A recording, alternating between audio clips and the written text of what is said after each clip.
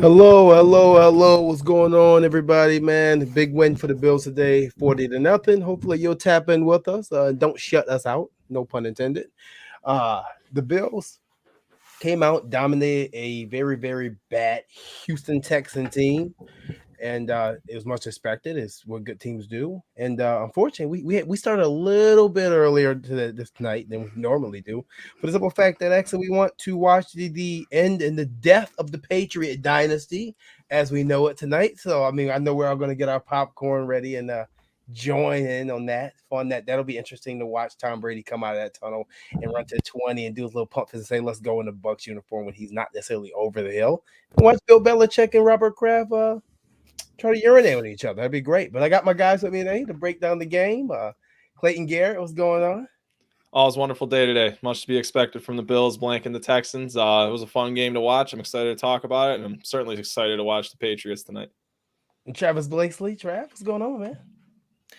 Nothing to complain when you're 4 games in and you already got 2 shutouts. Hey, you know what? And that stat is the Bills are the first team to do. Only two other teams did that in the history of NFL. The 1972, I think, Washington Redskins and the 2001 Ravens, and both teams won the Super Bowl. So, I mean, now you know, Make it 3. I'm saying that's great company there. So, yeah, you're right. 2 shutouts. Today was not much to talk about. It was the running game. We found balance. Josh Allen, after a rocky start, he got settled in. He spread the ball around. Another touchdown from Dawson Knox. 2 touchdowns today. 2 tutties for D Knox today. A touchdown for Zach Moss.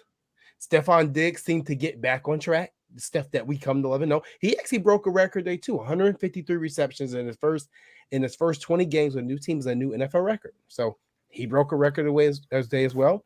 And the Bills actually broke their own record of point differential in a 3-game stretch. Now I know my man Mud Dog told us coming into this game, the Bills need to win this game by 30 points to have the most points. To win 3 games in a row by the biggest differential. And today they scored 40. So they actually beat Vegas too. Vegas game was what, 16 and a half? Yeah. And I said on my show Tuesday, whatever it is, double it. So just you were not wrong. right. But either way, we played a bad Houston team today. We beat them up. Offense looked great. Running game was excellent. One key note, Clayton, I want you to touch on this really quick. Offensive line switch today with Feliciano getting a concussion this week, I believe, during practice. They moved Darrell Williams in the right guard, and Spencer Brown had a well of a game at right tackle. Yeah, he looked great. He looked like a starting caliber offensive tackle today for the rookie, making his first start. I was really intrigued with, just the reports coming out from reporters prior to the game with warm-ups saying that Darrell Williams was sliding into right guard, and they were pumping Spencer Brown out to right tackle and giving him the start. Darrell Williams had some reps in Carolina at guard. He has that position flexibility. We've seen him start at guard in the past. He started 6 games in 2019 at guard, at left guard and right guard for the Panthers. And he didn't look overly comfortable there from time to time. But today, he looked really good on the right side of the offensive line, playing inside. I was happy to see what he was doing. He did have some lapses in pass protection early in the first half, but come the second half, he did find his anchor. He was able to hold down the interior for the majority of the second half and keep Allen clean today. It was a pleasant surprise today. Obviously, with John Feliciano being out, they started Bakker on the left side. I was happy to see this change on the right side. I think that, it's only going to bring better pass protection for the Bills offensive line if it's going to stick, if that's the plan going forward, to have Williams and Brown on the right side. And speaking of Spencer Brown, I think Spencer Brown had an excellent day. I thought today was great. He looked comfortable. He looked like he was having fun. He had that energy. And I think, for a guy who has all the potential in the world to be a franchise offensive tackle on either the right or the left side, having those reps, having those starts, getting those opportunities are worth a ton for a player such as Spencer Brown. And today, he took the opportunity, he ran with it. Yeah, I mean, it was really good. I mean, I think that I don't know if there's something that we'll move forward with, but I think that we can all say about the Cody Ford experiment in Buffalo is just about done. Trav, no Cody Ford today, out of the lineup completely. Yeah, obviously, without Feliciano, we all assumed Bakker would slide right in. But as we mentioned, I think in our season prediction podcast, that Sean McDermott's good for a couple games where he has some offensive linemen in or out of the lineup, healthy scratches. He's definitely not afraid to bench guys. And it's really been the mantra since he's gotten here. Either you produce or you're replaced, and they try to find the 5 best guys regardless of their position. That's why the flexibility is such a key, because once you saw Deion Dawkins go down for that one play, it was like musical chairs, shuffle the deck. Really, guys move to different spots. But overall, I mean, I'll definitely have to go back and watch. It's hard to pick up offensive linemen with just one, the live feed. But I was very happy with what Spencer Brown did. I'm a big fan. I think he's going to be a mainstay either on the right or left side down the road. So getting him the reps is definitely a good thing. Having Williams inside, I know a lot was left to be desired when he was in Carolina playing guard. But, if he's one of the 5 best linemen, you got to get him on the field. And clearly Spencer Brown has shown up in practice. And, you mentioned maybe this is a time to possibly trade Cody Ford. Who knows? We'll see. Hey, I wouldn't surprise me at this point. I mean, at this point, like I said, I can only, and I don't want to wish anything bad on Cody Ford, but I think that his time in Buffalo has come to an end. I think that the Bills, it's 50-50. Part of it is on the Buffalo Bills. They're wasting the rookie year rotating that right tackle and out Vinsecki was just a waste of time. He lost year of development on that, and then the rest was kind of on him. Failing to develop, and obviously not his fault for getting injured, but unfortunately he did get injured, and that stunts development and growth. It is what it is. So I think that the Cody Ford project may be coming to an end, and it's such a shame because that was a valuable second-round pick and a high second-round pick that we traded to get him for. So either way, we're going to keep it on a positive note. We're going to move on to QB1, Josh Allen today, and we're going to break down his performance. And Trav, I'm going to be coming to you first. What did you think about the performance of Josh Allen getting back on track today? Well, had a little adversity in the first 2 throws specifically. Kind of airmailed them. I'm assuming the weather had a lot to do with it. It was kind of frustrating to not start off running the ball when we were experienced the heaviest of the rain, but nonetheless, it was great to see him settle in. We've seen games get away from him when he started off slow, so it was good to see him rebound. I mean, for 3.5 quarters, 20 for 29, 248 yards, 2 touchdowns in that errant throw in the very beginning for that 1 interception.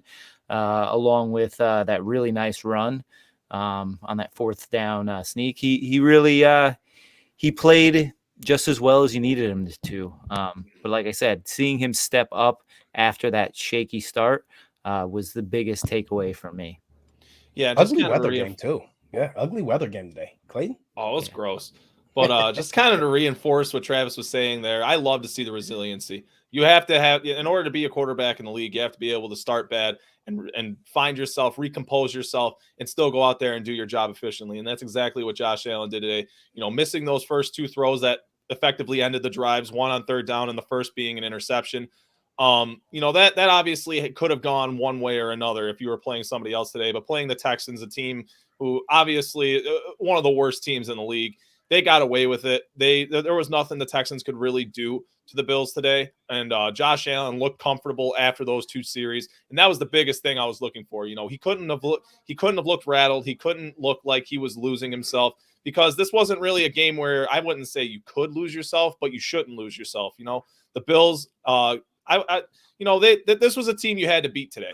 And Josh Allen being able to find himself, being able to recompose himself after having a shaky start was really important in the Bills being able to win this game today. It was a really balanced approach. I like what they were able to do on the ground, and I also like what Allen was able to do in the weather, because that was a narrative that's been spread around that Josh Allen sucks in the rain, he sucks in the weather, he sucks in the wind, whatever.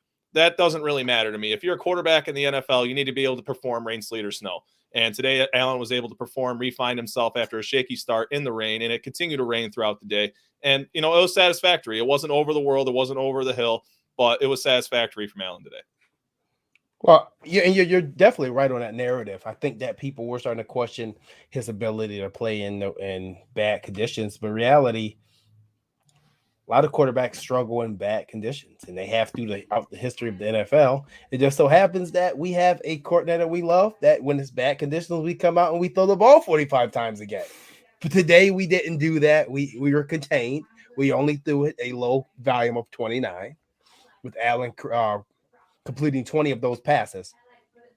I thought he played great. I thought he rebounded. I thought he played great. And it's funny because on one of those plays, I think it may have been a QB sneak when he got hit out of bounds. And I'm like, dude, just go out of bounds. Don't take the hit. But then I remember him saying that he has to get hit at times from time to get going. And that just kind of gets me nervous, a little bit. But today he had a QBR of 58. He had a QB rating of 103.8, and he had a completion percentage of I don't have the completion percentage yet. Someone do the math for me. You guys got me. He was 20 for 29. Whatever that is. 20 divided by 29. He was solid. I didn't have it in my notes. That's 69. Right off the top of my head. Isn't that 69%? Joshua Torres, you got me. Appreciate you, man. Perfect. Appreciate you. Gotcha. Love our fans, man. By the way, if you're watching the show, make sure you like, subscribe, and share. If you're on Facebook, if you're on Twitter, retweet. If you're on YouTube, man, just like it and tag one of your buddies or something. Maybe we'll give something away this week. So, by the way, I thought QB1 was solid today. Once again, showing was poised, was leadership. I wish we would have converted more touchdowns in that red zone because in reality, we put up 40 points and this could have got to 50 plus. So we did leave some points on the board. And just to throw this in there, is Tyler Bass slowly becoming the second best, maybe even the best kicker in the AFC? Yeah, absolutely. Absolutely, right? I mean, yes. He's money. Money. Which one is one of you guys said in the offseason, when offseason shows that he's taken a little bit off his power. Yeah. In the mid. Was you right, Trav? Yeah, I noticed it watching the practices. He wasn't like, I mean, how many balls did we see go over the net or definitely over the uprights? And two of his kicks last year were affected of that. I mean, they would have hit the, they say if it goes over the upright, it's good. But for whatever reason, we let it go into the hands of the officiating and it kind of went back to bite us. So, yeah, he's definitely taking some off with those, under 50 yarders. And I think he's finding his stride for sure. As my man Leroy says, he has leg swag. I mean, LaShawn McCoy, no, Stephon Diggs said he has swag too this week. So a lot of praise for Tyler Bass. It's very fun seeing this team take on their identity and take on this identity of not only winning, but believing that they're supposed to win and actually coming out and seeing a team in front of them. And if they're not good, we're just going to beat you down. Because we've said in the past couple of years that the Bills would play down to competition at times, even when we were still getting W's. And now I think we're past that point. I think we're at the point now. If you're a bad team, we're gonna beat the holy hell out of you. Yeah, well, the last couple games are clear examples of that. We've destroyed 3 teams that we should have, and that's a great sign. How many times do we watch New England do that over the 15-year span? Just completely knock the socks off of the Bills included. Right. Yeah, and the first game that comes to mind from last season regarding that point, Jeremy, would be the Jets game when they won 16-0 and they didn't score any touchdowns and it was all field goals, but they still won 16-0, but they won and they won off of nothing but field goals in that game. And just given these matchups, they're doing what they're supposed to do. They're taking care of business. They're leaving no reason to doubt them at all. And we can sit here and bicker about how much they're winning by the point margin, but they're leaving no room for discrepancy. This is a solid football team. This is a dominant football team that's coming to play, and they're coming to smash you in the mouth on defense, up front on their offensive line. And Allen also has all the swagger in the world, and this team goes as far as he goes. And I love the identity of this football team. I love what they've been able to show throughout the first handful of games of this season. And I think they've shown everything they've needed to after coming off of the legs of their shortcomings of last season in 2020, that, they have what it takes to not only beat the Chiefs, but also win the Super Bowl this season. How important was it for Stephon Diggs to look like Stephon Diggs today? Because week 1 was obviously slow. It wasn't a good game for this offense at all. Week 2,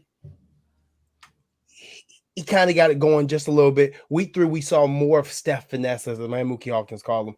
In week 4, now he looked like he was all the way back. This is Stephon Diggs that we traded for. This is Stephon Diggs that was an NFL All-Pro last year and led the NFL in receptions and yards. How important was it for him to get off this game and kind of get off the rut, if you want to call it that?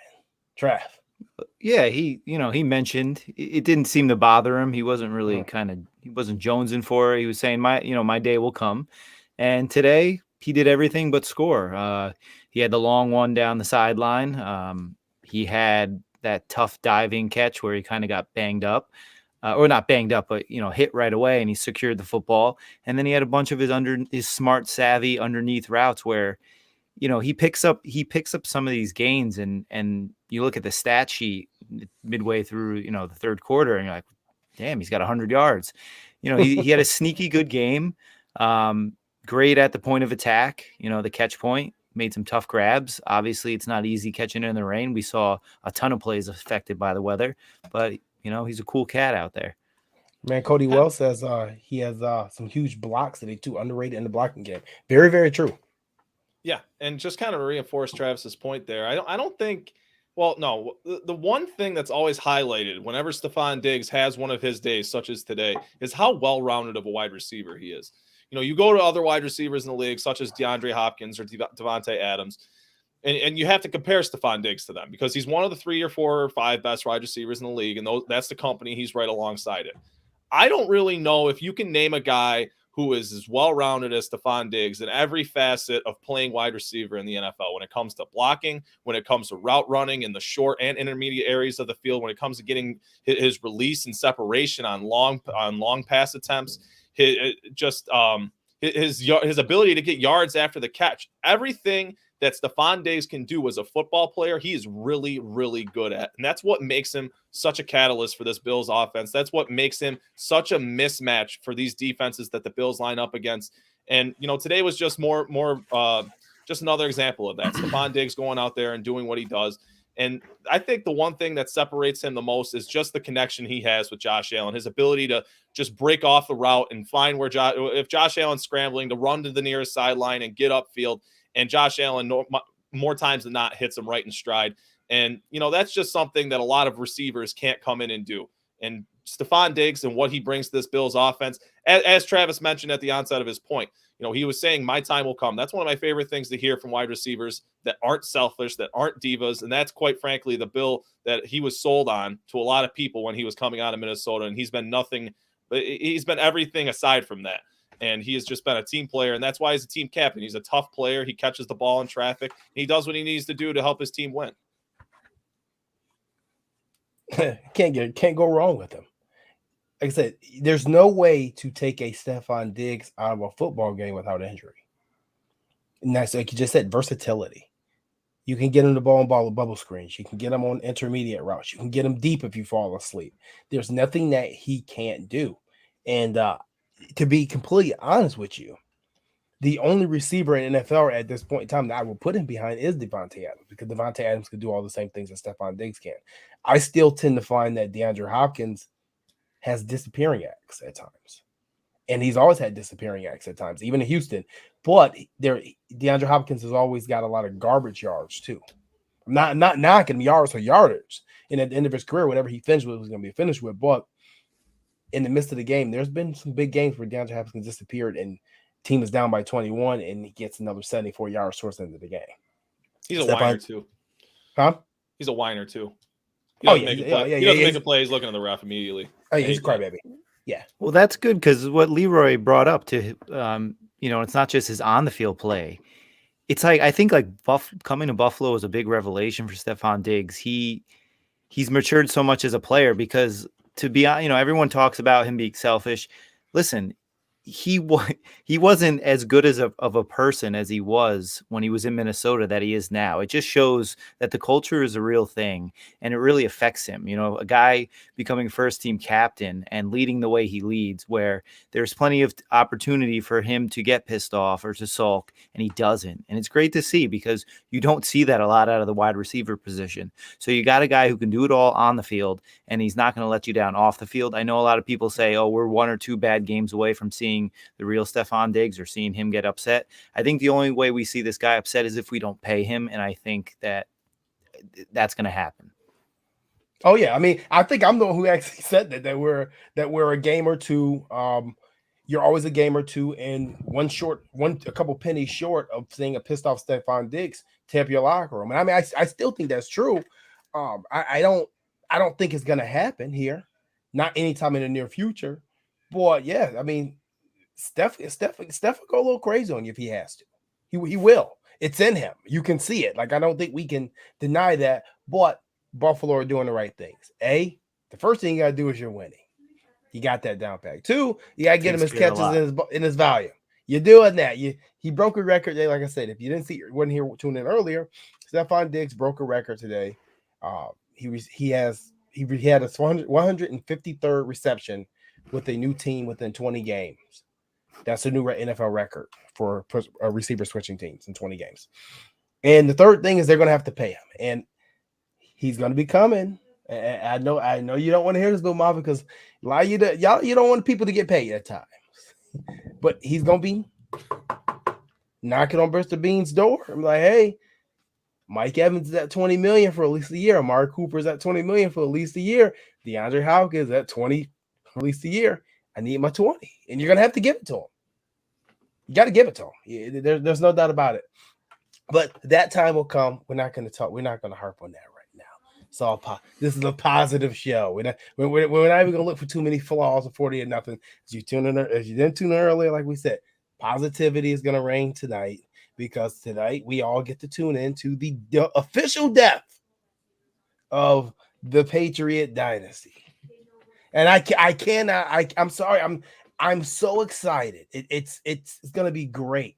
It's going to be great to watch. I can't wait to tune in, and I can't just wait to see. I mean, do you think they'll accidentally let off the muskets of the Bucs score? I'm sorry. It might be a rogue shot. I know. I mean, like when Brady left, it was like the wake. Now this is the actual funeral. Like tonight, we're gonna crank the casket down, man. This is it. But no, I want to talk about our guy Dawson Knox today too.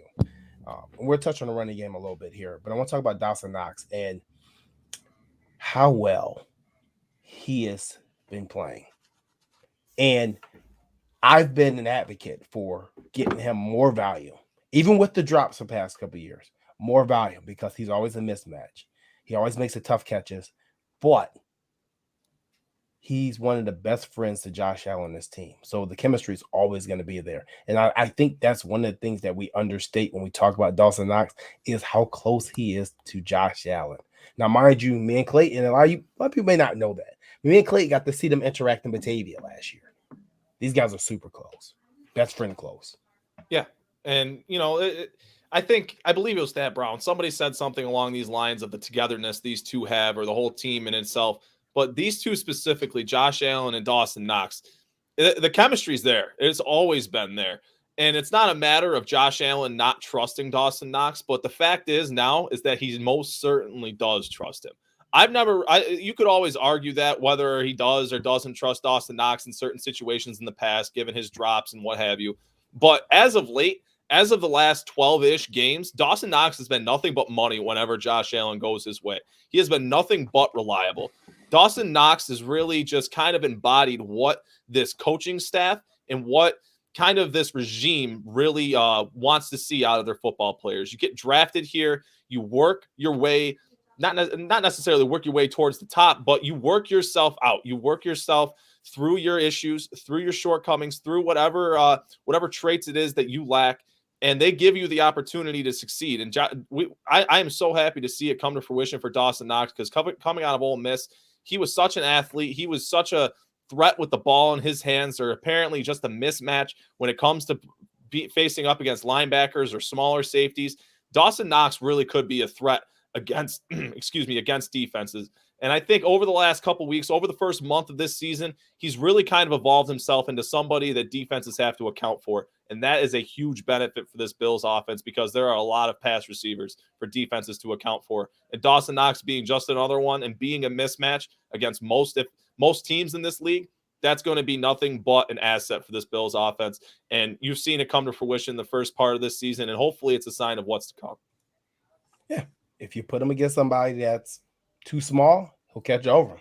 You put him against somebody who's too slow, he'll run past him. That's why Dawson Knox is important to this offense. As we've stated before, the volume to the tight end is never going to be as high as Kansas City. It's never going to be as high as Baltimore. It's never going to be as high as the Eagles or most teams in this NFL. But touchdowns, the guy is catching touchdowns. In reality, the Bills are 8-0 when Dawson Knox catches a touchdown pass in a game. And not even for that, there's also another stat that Mud Dog feeds us that this is the first time that a tight end, no, not the first time since Charles Clay that a Bills tight end has caught a touchdown in 3 straight games. He's making an impact. What do you got on Dawson Knox, Trav? I'm just real happy for the guy because not everyone, but a lot of people hold on to that 20% drop rating his first year. And they held that in the last year. He cut that in half. And then it even held it in going into this year with he had like one really bad drop in training camp that a lot of writers wrote about. And, they would say, not to beat a dead horse. Well, you are, because, he's a guy who's been working on his craft. It's year 3. There's a lot of pressure, blah, blah, blah.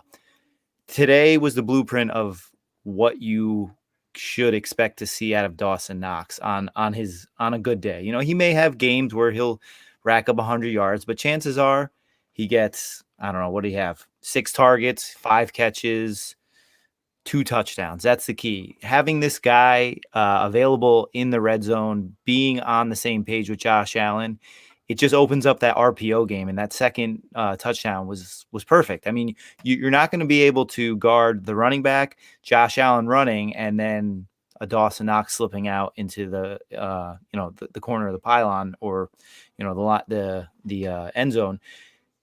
It's a perfect marriage for the style of Josh Allen. So it's a tip of the hat to him. He's working on his craft. He's a good kid. And, it's all finally coming together for him. So real happy for him. And as our man in the chat, Joshua Torres says, Sweeney has been blocking decent too. Yes, definitely. Definitely don't discount Tommy Sweeney coming in and blocking his butt off out there. And so has Dawson Knox. And coming into the season, when we actually signed Hollister, I believe it was EJ Daniels from CFR that said that Hollister and Dawson Knox were both rated in the top 10 of tight ends in run blocking. So, and actually, our man Brian Vetter, shout out to Brian Vetter and Shorty McBill's Breaks and the Razzes over there. So that was a great joke. Knox, who's there? Knox, who? We're knocking on your door for another touchdown. That should be a t-shirt. That should be a t-shirt. That's funny. That should be a t-shirt. Call up Dell. Hey, Dell's probably already on it, man. Dell's released so many shirts. I'm going broke. But no, so besides Knox, the running game was just on point today. A little bit of Singletary, a little bit of Moss, a little bit of Allen mixed in, touchdowns, efficiency, holes. I mean, like I said, it was a bad team that we faced today. Doesn't matter. Offense played well. Running game was there. Dable found balance in suspect weather. I want you to touch on Motor for me, Trav. He had an awesome game. It's nice to see. I mean, when they talk about the hot hand, it's true. I thought, the Miami game, he was seeing the field a little bit better. He was very decisive. I thought last game, it was more of Moss's show. I thought Moss was a little bit more successful. And today, there were a handful of zone runs where Motor, it was like he shot out of a cannon. Even if he was only getting 5, 6, 7 yards, he was very decisive. What I don't like to see is when he's dancing in the backfield. We didn't see any of that today. He had another big run that was called back on a hold. Would he have gotten that many yards? We'll never know, but solid game all around. I mean, as a collective, like you mentioned, 40 rushes, $199, 2 touchdowns in poor weather against a poor team is exactly what you need to do. And like you said, it's great to see Dayball dial up the run game. I think it was his best in a long time, back dating to 2019 probably. And, it's just this year is really proving that we're going to be able to run the ball more when we need to. So hopefully this prepares us for those 4-minute drills that we are going to need to see against tougher competition. And as Travis just said, Bills being able to run the ball when they need to, that is so huge for this football team, because they could not run the ball when they needed to last year. In times when you need to switch it up, get more balance or what have you, they couldn't really get any push. They couldn't get any yardage. They couldn't get yards after contact. The offensive line couldn't get past the line of scrimmage, if you will. And, I think as the weeks go on, these past 2 weeks, it's been more and more apparent that Zach Moss is he hits that hole different, man. And this is not to discredit what Devin Singletary brings to the backfield, as I said last week when I started going off about Moss. But, both of these guys are really good. Both of these guys are top tier running back twos, and they really are, and they rotate them, and they don't really need to have that top tier, top echelon running back such as an Alvin Kamara or a Saquon Barkley or a Christian McCaffrey. It'd be wonderful to have one of those players, but they don't necessarily need them. And I think both of these players have really proved that through these last 2 games, specifically Zach Moss. The way this guy hits the hole, his ability to have contact balance, be explosive, and have the power and size that he does, combined with his ability to catch the ball out of the backfield and the trust that, Brian Daboll and Josh Allen have instilled in him, because you look at the situations that he's placed in. They tried to get a touchdown pass to him today. He just didn't get his head around fast enough. But that would have been a touchdown pass. They trust him in those situations. That is huge. And I think what those 2 players bring to this offense, as I mentioned earlier, one of the things that the Bills were lacking from 2020 that they needed to show coming into this year to show that they're capable of beating the Chiefs, they're capable of winning a Super Bowl, is being able to run the ball when they need to. And with these 2 running backs, I think they're more than capable of running the ball whenever they want to. Yeah, I mean, you make a very good point there, and the Bills were able to rush for 199 yards on the ground today as a team, with another 251 yards passing. And obviously we know Trubisky added to it, but doesn't matter. That spells balance. That's what balance is. And speaking of balance, it is time to do our normal routine each week. I need you guys to give your Brian Daboll offensive play calling grade of the week, and that's something we always do. So, why don't you go in the chat and let's see what your grade our man Dabe's today for his 40-point entree that he gave to the Houston Texans. They can take that back to Texas. Everything is bigger in Texas, they say, even blowouts. So they can take that L and head back to Houston. See you in a couple years, because they won't be a playoff team for a long time. And your franchise quarterback is still sitting on the bench and active. So sorry, Cully. But one interesting point I want to say about that, how they talked about David Culley's relationship with the Bills today. We're going to fully expect Brian Daboll to get a head coaching job, right? And I think we're going to fully expect David Culley to get fired from Houston probably if next year or the year after. At that point, and this is just another one of JT's wild predictions, Ken Dorsey is our OC. I think we actually bring David Culley back as either QB coach, if you want to call it that, or off assistant, something like that. So I just a little tidbit that I noticed from the broadcast, and I wanted to put it out there because, sometimes we need to just put stuff out there, then I can say, I said so. But no, I think Brian Daboll found balance today. I love what Zach Moss brought. I love the resiliency of Zach, because after being put inactive after that first game, we could have very easily had a Quentin Spain situation in our hands. Very easily. He didn't. He's responded, and he responded angrily. And as my man put in the chat, I forgot someone just put business decisions in the chat about him. Yeah, Dennis Mack says business decision. Yeah, it's right. Last year, Trav and also we were talking where he said business decision. you felt like maybe he kind of maybe underestimated the hitting of the NFL and the NFL. I don't think he's underestimated this year. And he's hit when people are hitting him, they're stopping and he's stopping, and then he continues to go and they lay on their back.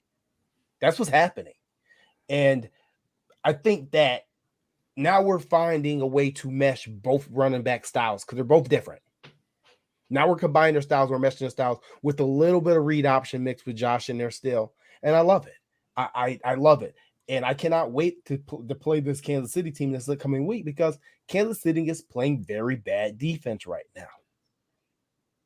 And if there's any time to put our foot in their neck, it's this week. They got problems over there right now. And they struggle with the Eagles today, in my opinion. They struggle with them. Yeah, they played around with the Eagles today.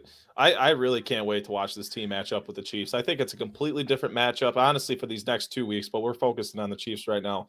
I think it's a completely different matchup from the last 2 games last year.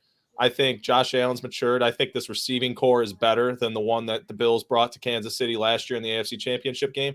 And I think this defense is worlds better than the one that the Chiefs had to face last year. And I really don't – I'm not going to sit here and say that the Bills are going to dominate the Chiefs, but I think they're going to surprise a lot of people next week. The one thing I want to bring up against the Chiefs is I can't speak on this year, but prior losses under Mahomes-led Chiefs, the opposite team has run the crap out of the ball, and that's how they were successful. So it's looking real good after a great running performance that we have this week. I think the Bills are not going to try to get in a track meet. I think they're going to try to dominate this team up front, and I think that's the key to the Bills beating. Obviously, not just run down their throat, but have that more of a focal point, slow down, have less possessions, and just be on their game. And let's hope that this performance can roll over into next week. I totally agree. This team is playing the best football that I've seen them play in the last 3 years at this point in time. These last 3 games. I mean, when you outscore teams 118 to 44 in 3 games, that's like high school. That's like college. You know what I mean? And they're playing the best they play. And right now they're hot. Kansas City seems to be trying to find their identity so far this year and find their stride. This is a good time to put them down and get a win because you never know when that's going to come back for home field advantage. You never know if it's going to be another AFC Championship matchup, and then this time instead of in KC or in Buffalo. Yeah, this game means a lot. In the AFC West, I think, in my opinion, this year it's probably a lot tougher than the AFC East. As everybody's by the end of the night will probably end up being outside of the Jets who blew one will be 1-3 in 2 games behind the Bills, and probably looking at. Well, Miami took 1 L already. The Jets will be looking at 2 from us most likely, and hopefully New England will be looking at 2 from us. So this is a good chance for Buffalo to really take a stride and distance himself a little bit. And honestly, tell everybody, hey, we're the kings of the AFC. The Browns won an ugly game today in Minnesota. Very ugly game. And Baker Mayfield, good thing Cleveland has not paid him yet. I'm being honest. Yeah. I'm not trying to clown the guy. And Baltimore's hitting their stride, but Baltimore is a team that we know we can beat because we've done it. The Colts, they won a ugly game. Miami, they don't look that strong yet, but once again, that's a team that we know we can beat because we beat them already. The only uncertainty to us in the AFC right now is the Chiefs, and this is a good way to go do it. Even the Titans, we lost the Titans last year, but we've beaten the Titans 3 years in a row before that. It's a team we know we can beat. Yeah.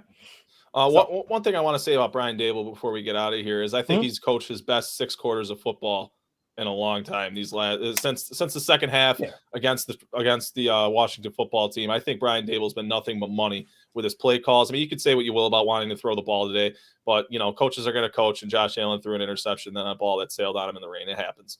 I think he is really he's really in his pocket. He's really hit his stride, and I think there's not a better time that you could find for Brian Dable to be hitting his stride as they head into Kansas City next week. Hopefully, Josh Allen finds his stride as well, as do these 2 running backs. Well, it's funny because we've already had in each one of these wins has been a different type of ball game from Allen. Right? Today was I'm not going to lose the game. I'm going to be consistent.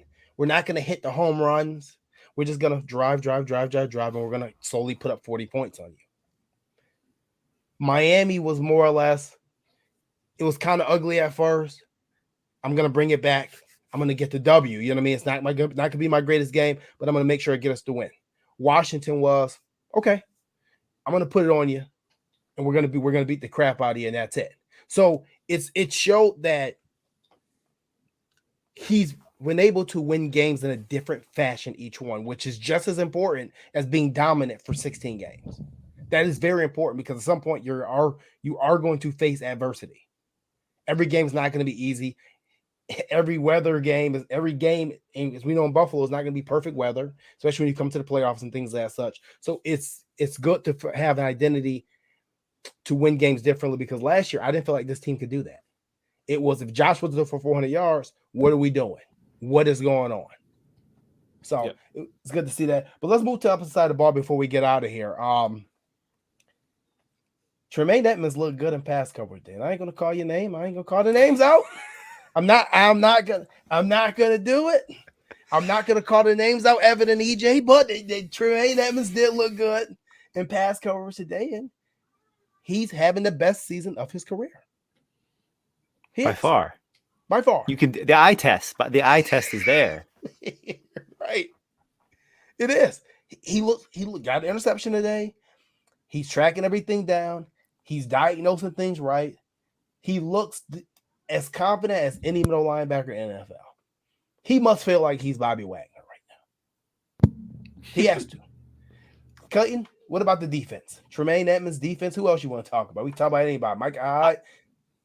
Well, I know one thing's for sure. Anybody who wants to bet that Tremaine Edmonds is not going to get his money and not going to get an extension, you name your bet. I will make the bet with you. This guy, he has looked good this season. I'm not saying I'm head over heels about Tremaine Edmonds and what his abilities are or aren't, but I think he has looked more than satisfactory. He has looked really good in his reads. He's looked decisive, and that has been the biggest thing for Tremaine Edmonds these past few seasons, is how timid he looks when approaching a hole, how timid he looks in pass coverage, how indecisive he looks with his reads. And this year, he looks confident in the players in front of him. He looks confident in Matt Milano beside him, and he looks confident in himself being able to play fast, play physical, and that is the biggest thing for a middle linebacker, is to be able to do just that.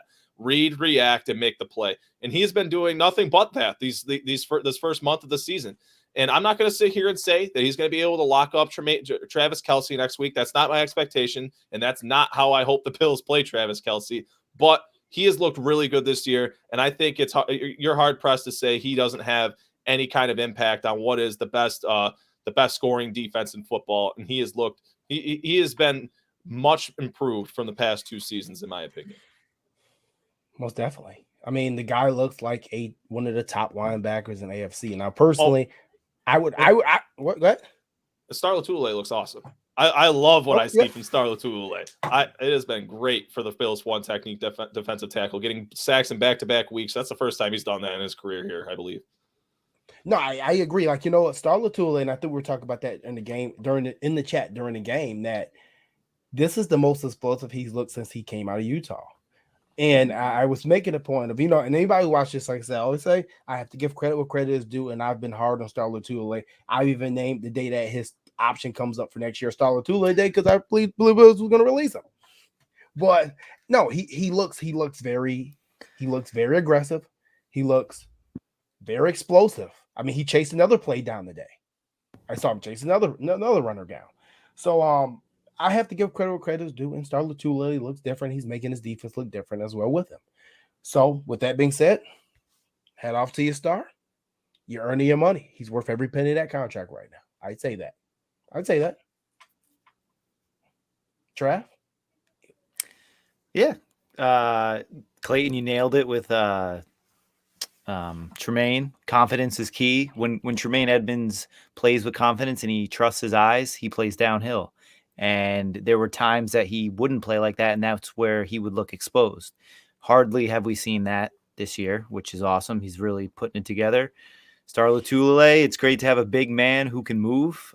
He doesn't look like a zero tech out there, He's penetrating, he's running around, but he still demands a double team. Ed Oliver had an awesome game. Tons of penetration. Great in the run stopping. It's good to see him step up this year. A couple guys that we didn't mention, obviously Cam Lewis coming out of left field off the practice squad. Solid. I mean, playing the same exact game Taron Johnson has been playing all year, filling in those run fits, the peanut punch, and shout out to Jaquan Johnson. I mean, on my show, I was mentioning my biggest takeaway for this game was going to see just a little glimpse into life after, Jordan Poyer or Micah Hyde, and seeing the way he played, and then the few snaps Hamlin had. They both played great. So, shout out to those young guys really stepping in. And it goes to show that when we talk roster, that it's not the starters that the coaches are just talking about. It's the entire team. They all play a role, and they're ready to step right in. It's great to see. Great to see. We're missing Jordan Poyer today. We didn't miss a beat. Matt Milano went out in the first quarter. AJ Klein comes in. We didn't miss a beat. John Feliciano gets a concussion in the week. We don't miss a beat. Goes to show that the depth of this team is very dangerous. It's scary, because this is one thing that we've prayed for in Buffalo more or less than our starters and good starters over the last 20 years, was to build depth. We never ever had depth. Even when we felt like our starting 22 was solid, our back 430 was bad, really bad. And this is totally different. So I mean, it makes you feel a little bit easier about free agency. It makes you feel a little easier about injuries. And obviously in times that we live in, COVID lists and things of that such, it takes a little bit of a load off, a little bit of pressure off. All these guys stepped in and played well today. And I run off some of these stats. I mean, we held Houston to only 109 total yards, 61 passing yards, 48 rushing yards, 2.6 yards per play, only 6 first down given up all day, 1 of 9 on third downs, and we got 3 sacks. I mean, in the time of possession, turnovers. 5 turnovers, and the time of possession, Buffalo killed them 38 minutes to 21 minutes. It's pretty much 22. So that's complete and utter domination. And yes, I do want to shout out Ed Oliver.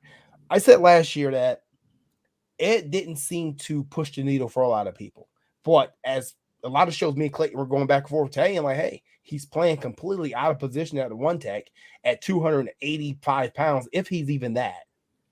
And he kind of held his own. He didn't do great at it, but at 285 pounds, if you guys understand what a one tech is, your one tech is normally 330, 320 pounds. So he's given up 25 to 30 to 40 pounds at the position at that role. And he didn't do bad, but we thought that coming into the season, him running that role for a season would actually make him a lot stronger. And that seems to be the case. Ed Oliver is starting to wreck some game plans. He's not putting the stats up yet. I mean, the sacks up on the stat sheet. But once you say, Travis, once again, the eye test, he's crushing it out there. He's crushing it.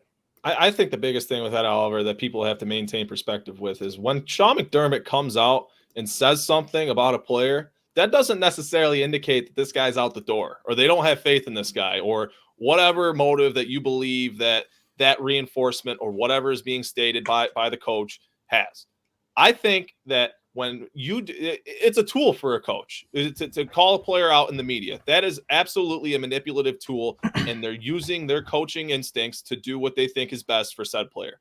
And this past week, what Sean McDermott had to say about Ed Oliver, I didn't think it was off base at all. I thought, he was really just kind of giving one of his players a spark, which is his job. That's part of his job, knowing what it takes to make your players tick. And he made him tick this week. Ed Oliver looked explosive. He looked quick. His hands looked great. I think Ed Oliver has looked really good this season. He's looked exactly how a lot of people would hope for him to look. A player who was bottom 5 in the league per PFF against the run last year. That's not going to be his game. His game isn't going to be shedding run blockers and getting off of blocks and making plays in run defense. His game is going to be beating you off the line of scrimmage, getting around you, and making an explosive play behind in the backfield. And we saw that a handful of times today. And I think it's only more of what's to come from Ed Oliver in the future with this defensive line being as revamped as it is. Yeah, I think, and you touched on a good point there about making a player tick.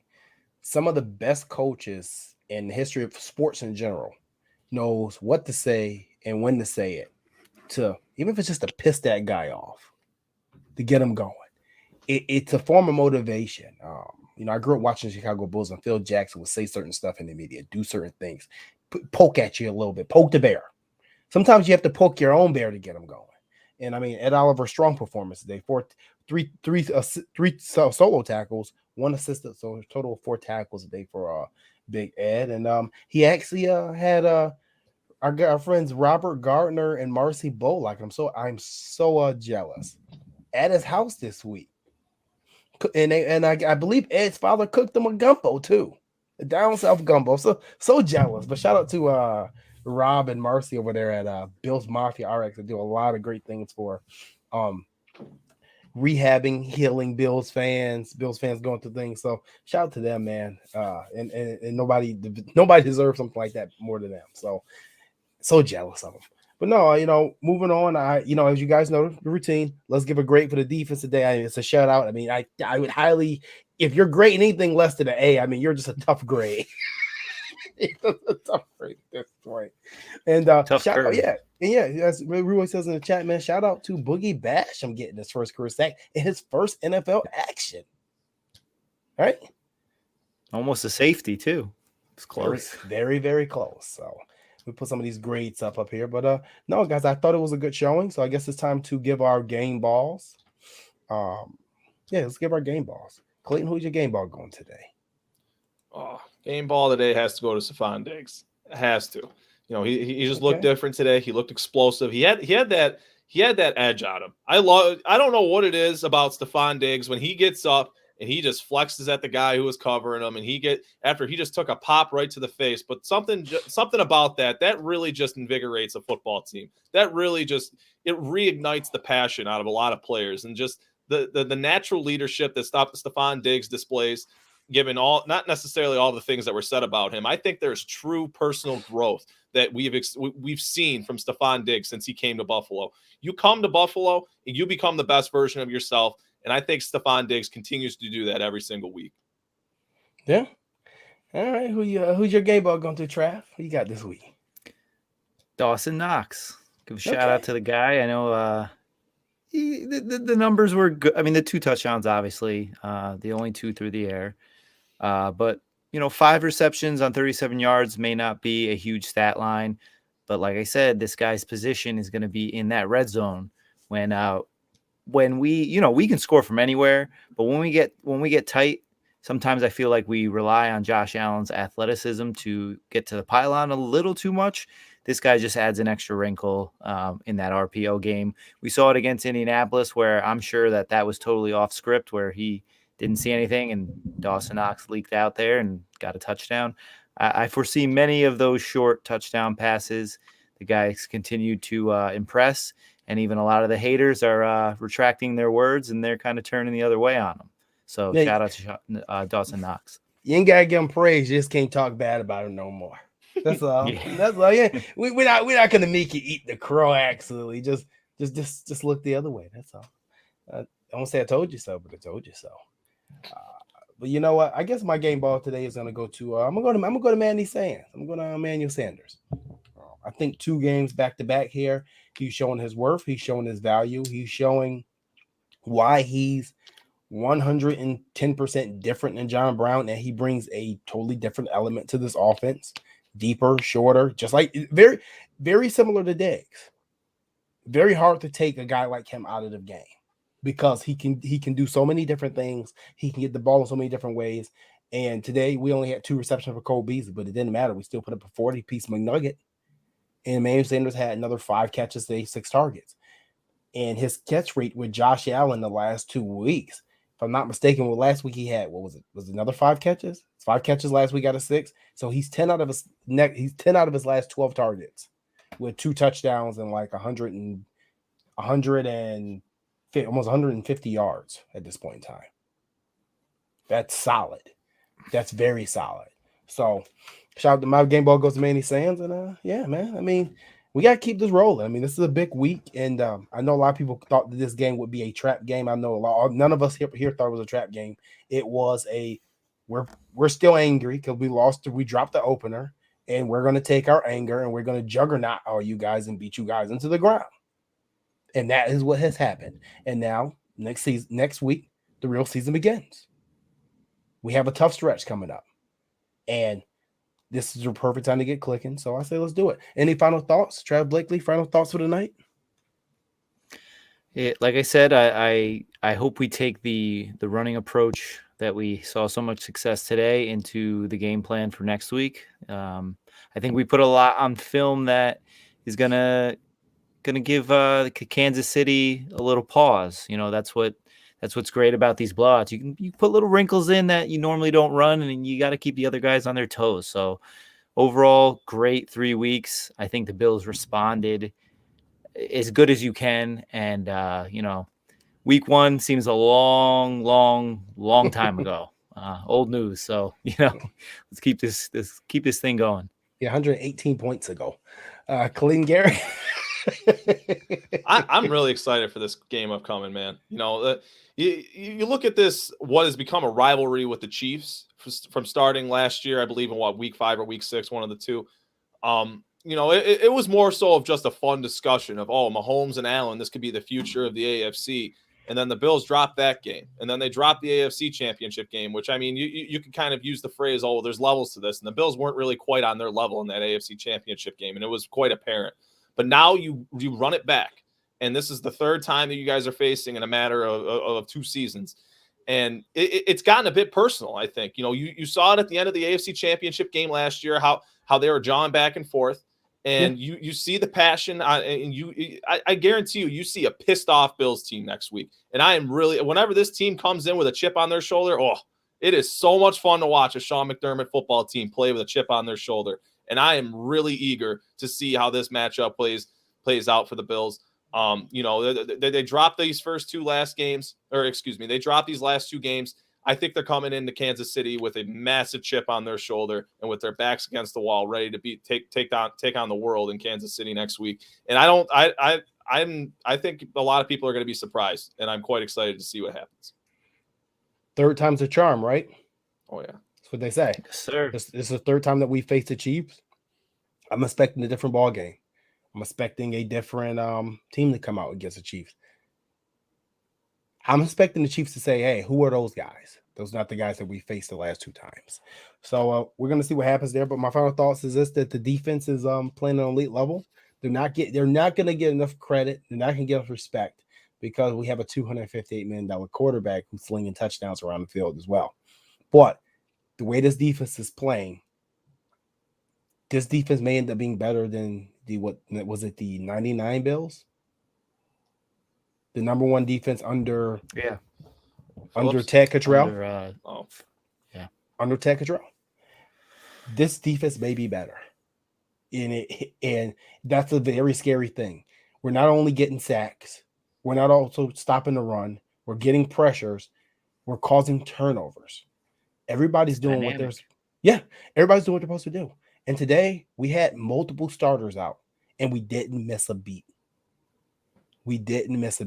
So Bills fans, Buffalo, Bills Mafia, enjoy this. Savor it.